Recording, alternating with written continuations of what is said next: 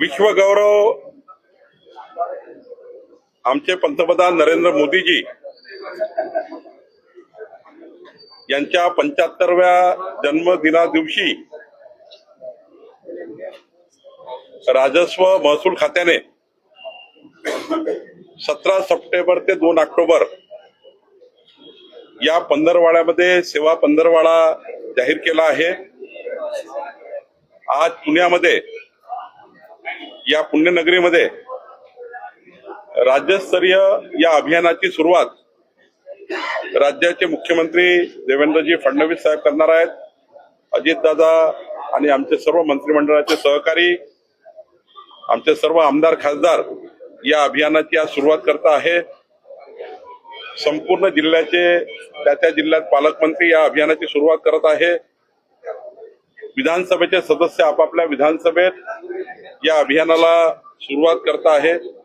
पंचायत ते पार्लमेंट पर्यंत सर्व लोकप्रतिनिधी या अभियानामध्ये आज आपला भाग घेत आहे। या अभियानामध्ये 17 ते 22 पर्यंत 5 दिवस पानंद रस्ते, या पानंद रस्त्याची मोजणी करणे, त्यांचं सीमांकन करून त्या ठिकाणी वृक्ष लागवड करणे, पानंद रस्त्याला क्रमांक देणे। जसं स्टेट हायवे नॅशनल हायवेला क्रमांक असतो तसा पानंद रस्त्याला क्रमांक नाहीये। राज्याने हा निर्णय घेतला आहे की पानंद रस्त्याला सुद्धा क्रमांक असावा। हा देशातला पहिला यशस्वी जो योजना आहे। जसं आता बोरी बुजुर्ग मध्ये ही योजना आज पूर्ण झाली, त्यांनी जर बघितलं संपूर्ण 74 पानंद रस्ते त्यांनी नोटिफाईड केले आणि त्या रस्त्याचं काम आता चालू होणार। तर 17 ते 22 पानंद रस्त्याची योजना, 23 ते 27 पर्यंत पुढचे 5 दिवस या राज्यामध्ये सर्वांसाठी घरे योजनेअंतर्गत 2011 पूर्वी ज्यांचं सरकारी जागेवर घर आहे, त्या नजूलच्या जागा असो, त्या कलेक्टर लँड असो, ज्या ज्या जागेवर असे घरं बसलेल्या त्या सर्वांना पट्टे वाटप करणे, स्वामित्व देणे, अशी 5 दिवस पूर्ण राज्यामध्ये योजना चालणार आहे। या राज्यात जवळपास 50 लक्ष असे परिवार आहेत।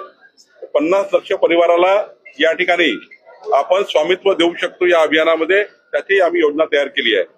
आणि मग 28 ते 2 5 दिवस पुढचे हे कलेक्टर आपापल्या जिल्ह्यामध्ये तिथले पालकमंत्री लोकप्रतिनिधीशी बसून त्या जिल्ह्याची काय आवश्यकता आहे त्या आवश्यकतेप्रमाणे त्या ठिकाणी आपली आपली योजना करणार आहे।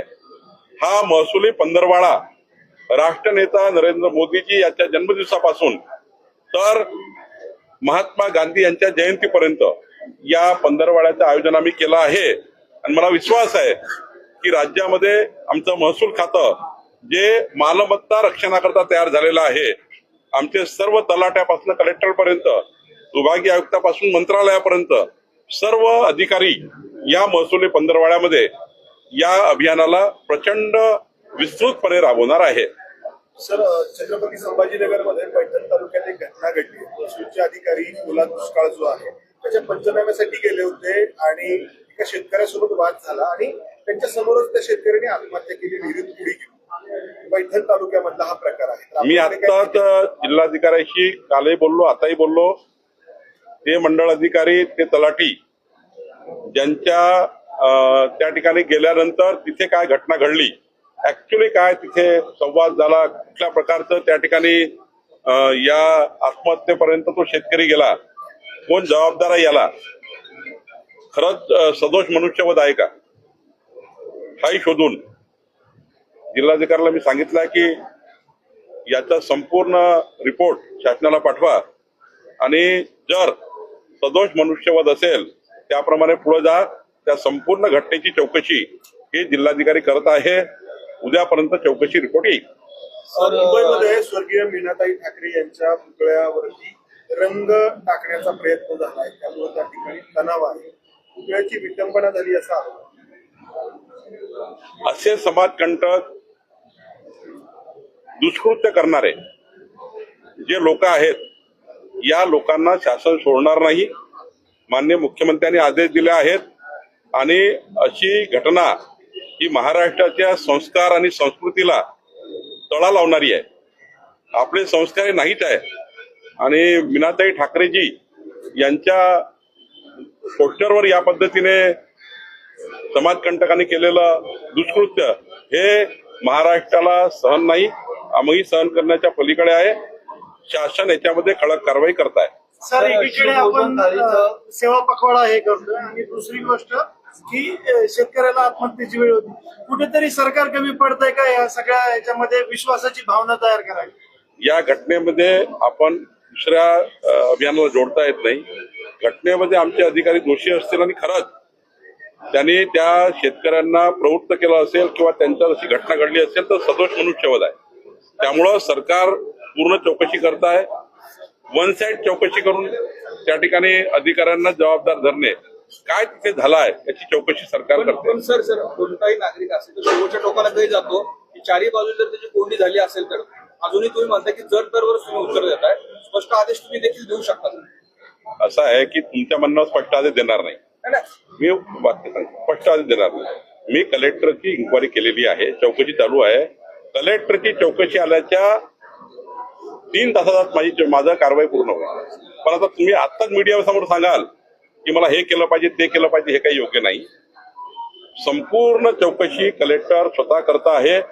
मी कलेक्टरशी कालपासून 3दा बोललो आहे आणि त्या चौकशीचा रिपोर्ट आल्यावर त्या अधिकाऱ्याला मी सोडणार नाही ज्या अधिकाऱ्यांनी शेतकऱ्याला प्रवृत्त केलं आहे.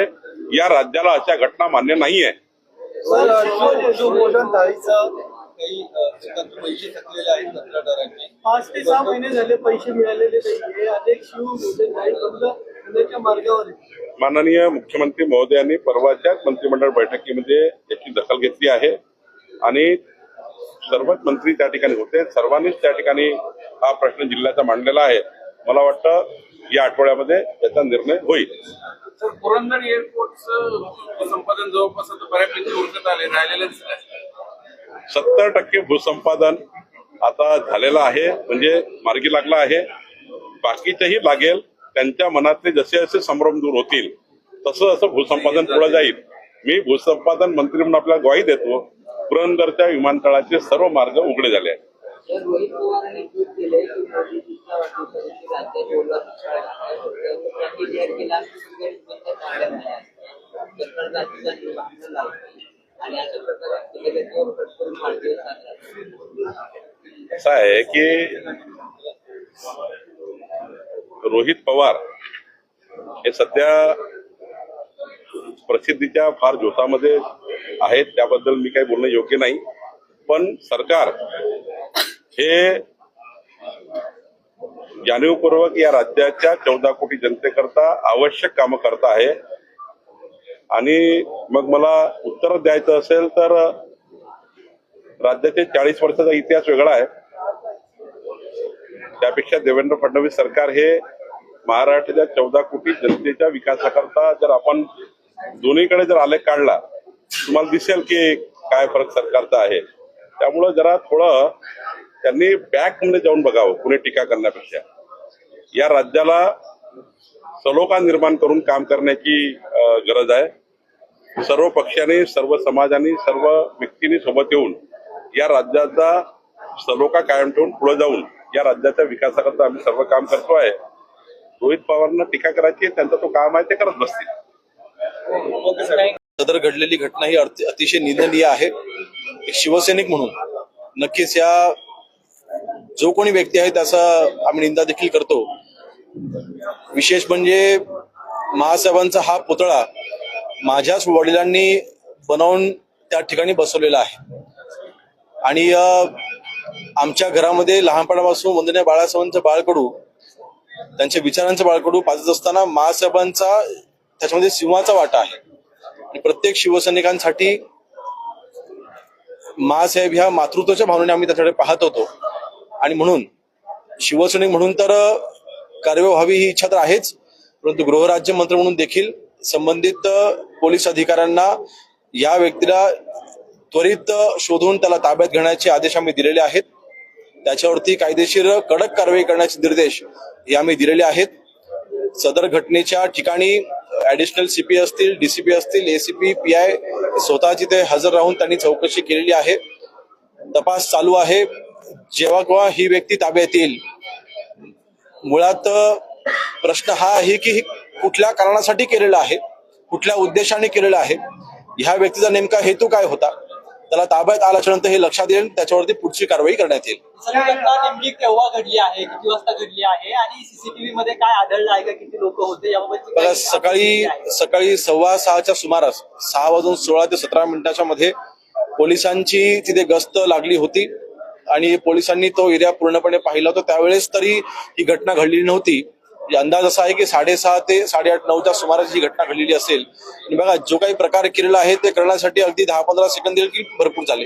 आणि म्हणून ह्या व्यक्तीने कुठल्या उद्देशाने केलेलं आहे ती व्यक्ती ताब्यात आल्याच्या नंतर आपल्या लक्षात येईल. वेळेत मुळात चौकशी करत असताना एरियामधले असलेले सगळे सीसीटीव्ही असतील किंवा जे आपले इन्व्हेस्टिगेशनचा भाग असतो त्या हिशोबाने तिथे चौकशी चालू आहे. याच्या काळात निवडणुका आहेत महापालिकेच्या, तर त्याला याचा हे असू शकतो का, संदर्भ असू शकतो का? बघा, ह्याच्यामध्ये मी मगाशी म्हटल्याप्रमाणे त्या व्यक्तीने कुठल्या उद्देशाने केलेलं आहे ते व्यक्ती ताब्यात आल्याच्या नंतर त्याचं पूर्ण बॅकग्राऊंड चेक केलं जाईल. अर्थात त्याची पूर्ण तपास पूर्णपणे केला जाईल आणि मगच कुठल्या तरी आपण निष्कर्षावरती येऊ शकतो. पण दुर्दैवाने काही जण ह्याच्यामध्ये राजकारण करू पाहतायत, त्याला एक राजकीय संधी म्हणून ह्याच्याकडे पाहतायत. परंतु महाराष्ट्राला मी सांगू इच्छितो, सर्व शिवसैनिकांना सांगू इच्छितो की महासाहेबांच्या बाबतीमधली ही घडलेली घटना ही अजिबात आम्ही देखील सहन करणार नाही. जी कोण व्यक्ती असेल, जो कोणी हा माथे फिरू असेल, की जो कोणचा हा समाजकंटक असेल, त्याला त्याच्यावरती कडक शासन हा केला जाईल.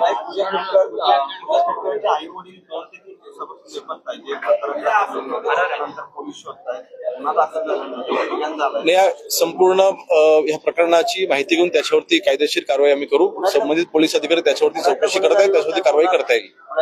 पुण्यातील 2 टोळ्यांमध्ये युद्ध सातत्याने पाहायला मिळतं. काही दिवसांपूर्वी गणेश कोमकर यांची हत्या करण्यात आली, हल्लेखोर टोळीला आता अटक केलेली आहे, परंतु ही टोळी युद्ध संपत नाही. काय प्रयत्न केला? बघा, पुण्याच्या सुरक्षिततेच्या बाबतीमध्ये मागील काही दिवसांपूर्वीच माननीय मुख्यमंत्री महोदय, महाराष्ट्र राज्याचे गृहमंत्री महोदय यांनी अतिशय चांगला प्रकल्प पुण्याच्या सुरक्षेच्या दृष्टीने चालू केलेला आहे. त्याच्यामध्ये सीसीटीव्हीचं जाळं वाढवणं असेल, एआयचा जास्तीत जास्त वापर असेल, त्यानंतर फेशियल रेकग्निशन कॅमेराचा वापर असेल, जो काही आपल्याकडे होम डिपार्टमेंटकडनं डेटाबेस येतो त्याचा वापर करून गुन्हेगारी प्रवृत्ती पुण्यामध्ये जी आढळते त्याच्यावरती आळा घालण्यासाठी अत्याधुनिक तंत्रज्ञानाचा वापर करून आपण त्याच्यावरती आळा घालत आहोत.